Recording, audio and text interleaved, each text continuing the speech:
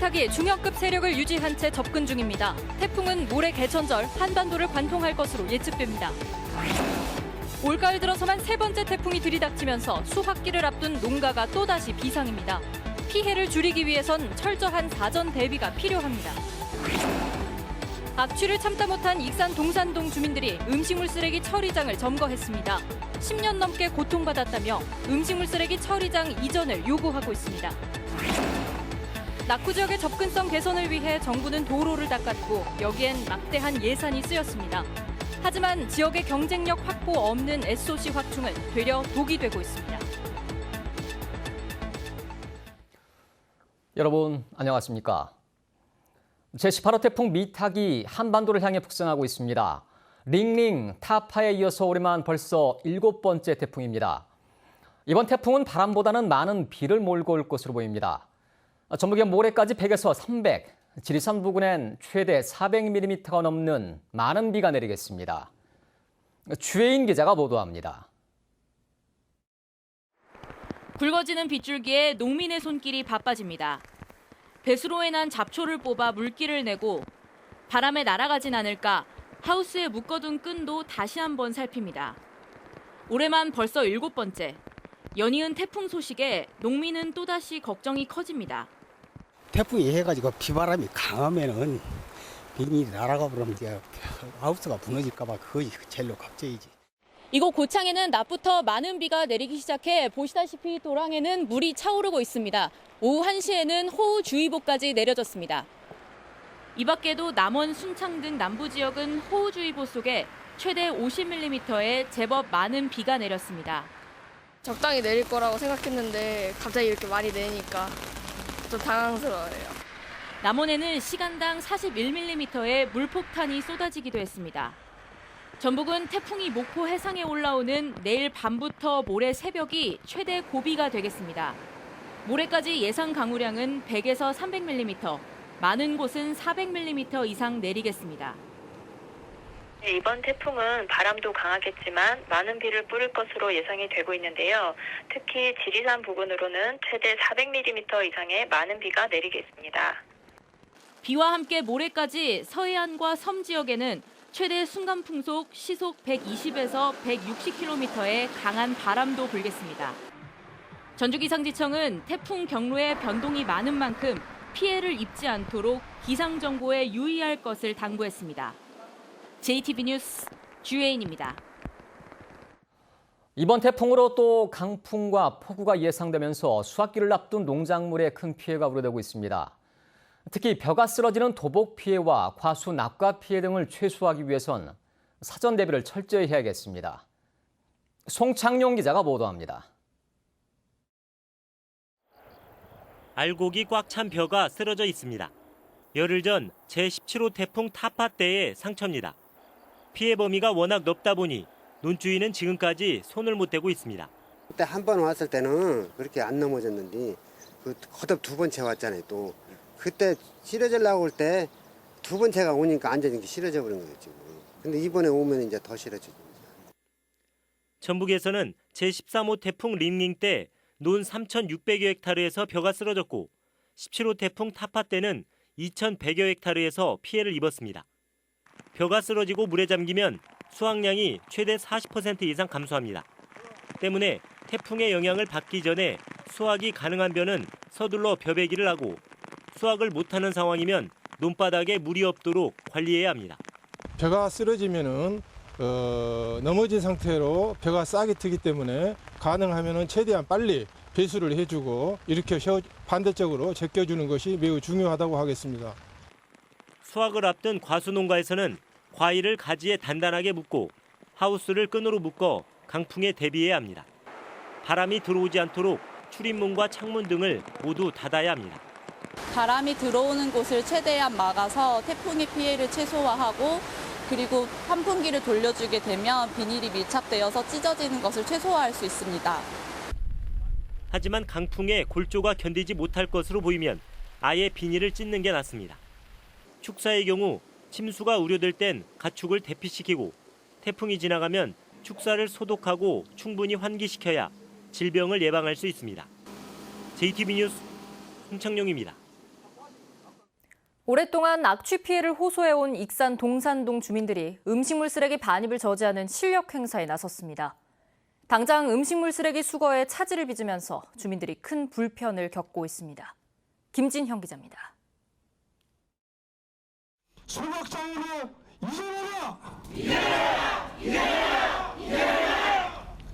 익산 동산동 주민들이 참다 못해 악취를 발생시키는 음식물 쓰레기 처리장을 점거했습니다. 악취 때문에 10년 넘게 정상적인 생활이 어려울 정도로 고통을 받고 있지만 해결책은 나오지 않고 있다며 음식물 쓰레기 반입 저지에 나선 것입니다. 악취 고통에서 벗어나기 위해서는 음식물 쓰레기 처리 시설의 개선이 당장 이루어져야 한다는 주장입니다. 또 음식물 쓰레기 처리 시설과 인근 하수종말 처리장의 이전 계획을 내놓으라고 촉구했습니다. 이제는 이런 혐오시설과 악취시설을 다른 곳으로 좀 옮겨가 줄 필요가 있다. 언제까지 동산동 주민에게만 피해를 전가시키고 일방적으로 그렇게 할 수는 없는 것이다.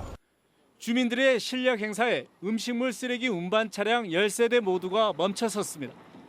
원칙적으로는 지금 처리장으로 들어가서 처리장에서 처리를 하고 다시 나가서 다시 수거를 해야 되는 상황인데 저지를 하기 때문에 지금 못 들어가고 대기하고 있는 상태입니다. 익산 지역에서 나오는 하루 음식물 쓰레기 양은 80톤. 이들 차량이 수거를 안 하면 주민들은 매일 쌓이는 막대한 음식물 쓰레기에 큰 불편을 겪을 수밖에 없습니다. 불편하죠, 당연히. 여름은 아니겠지만 그래도 음식물이라 냄새도 있고. 익산시는 이틀 뒤면 쓰레기 대란이 현실로 나타날 것으로 보고 대책을 서두르고 있습니다. 이 자체 보관할 수 있는 기간은 한 이틀 정도가 되겠습니다. 이 기간이 장기화된다고 하면 저희가 다른 지역으로 이적 처리하는 것도 함께 고려하고 있습니다. 익산 동산동 주민들은 오는 4일까지 음식물 쓰레기 반입을 막을 계획이어서 당분간 주민 불편이 계속될 전망입니다. JTB 뉴스 김진영입니다. 백화점과 대형마트에서 파는 농산물의 일부에서 기준치를 넘는 잔류 농약이 검출됐습니다. 한국여성소비자연합 전북지회가 전주 시내 마트와 전통시장, 백화점 등 13곳에서 파는 농산물 70개에 대해 잔류 농약 검사를 의뢰한 결과 농협 하나로마트와 롯데백화점의 농산물 3개가 잔류 농약 허용 기준을 초과한 것으로 드러났습니다. 농산물 70개 가운데 37개는 잔류 농약이 나왔지만 허용 기준 이하였고 30개는 잔류 농약이 전혀 나오지 않았습니다. 전주시 분양가 심사위원회가 이달 중 전주 에코시티에서 분양하는 주상복합 아파트의 분양가를 3.3제곱미터에 943만 원 미만으로 권고했습니다.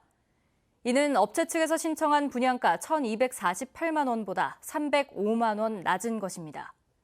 또 투기 세력을 방지하기 위해 주택 전매 제한 기간을 1년으로 정했습니다.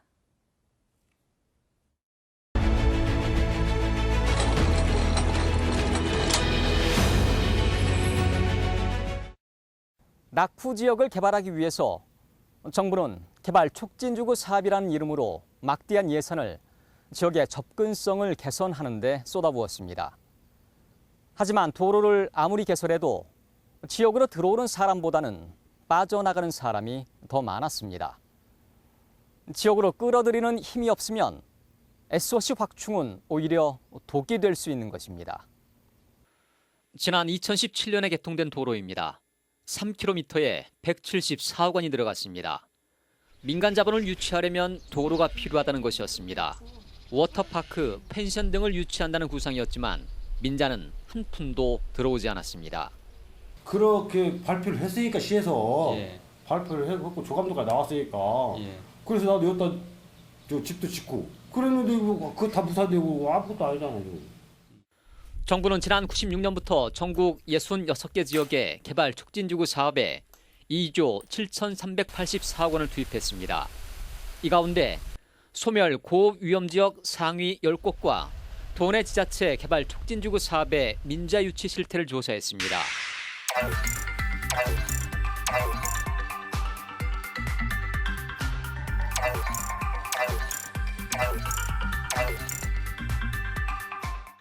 길을 내고 그러면 그 공장 때문에도 노동자들이 이주해오고 성장할 것이다. 이런 전제하에 성립되는 전략이었는데 지금은 제조업체들이 외국으로 가지 않습니까? 일본의 이 상점가는 많은 점포들이 문을 닫은 이른바 셔터거리입니다. 고객은 고사하고 보행자를 찾아보기도 어렵습니다. 지난 90년대부터 이 상점가 일대에선 국도, IC, 도로 확장 등 접근성이 꾸준히 개선됐지만 상권은 더 mol락했습니다. 交通の便が便利になったことでこっちに寄らなくなっちゃったという状況なんですか？そうです。だと思いますよ。要因はそこが一番大きいんじゃないかと思いますけどね。 이곳의 지역 상점 구매율은 지난 89년 70%가 넘었지만 도로 개통과 함께 계속 감소했습니다.